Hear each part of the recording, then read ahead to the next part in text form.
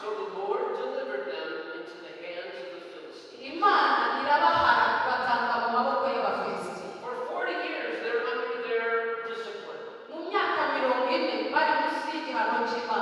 And after 40 years, God decides the time of their discipline should come to an end.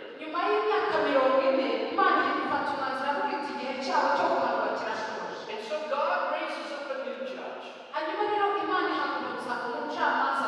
who would save Israel from their captors.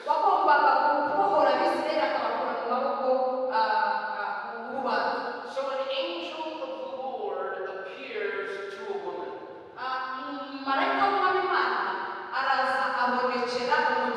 A woman who was childless.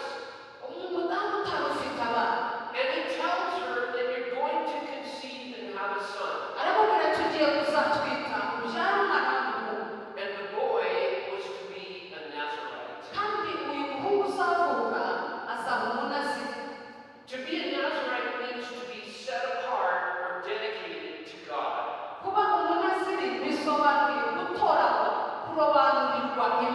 And this boy that was to be born would deliver Israel from the hand of the Philistines.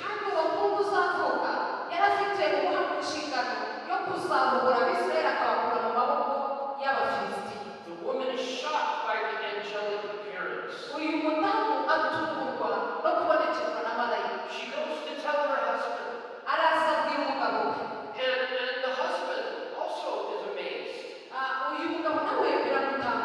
And so she said to the angel,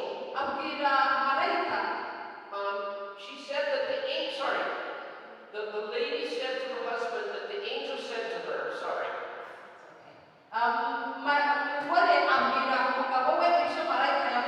that I'm not to drink any wine or any fermented drink. I was not to eat anything unclean.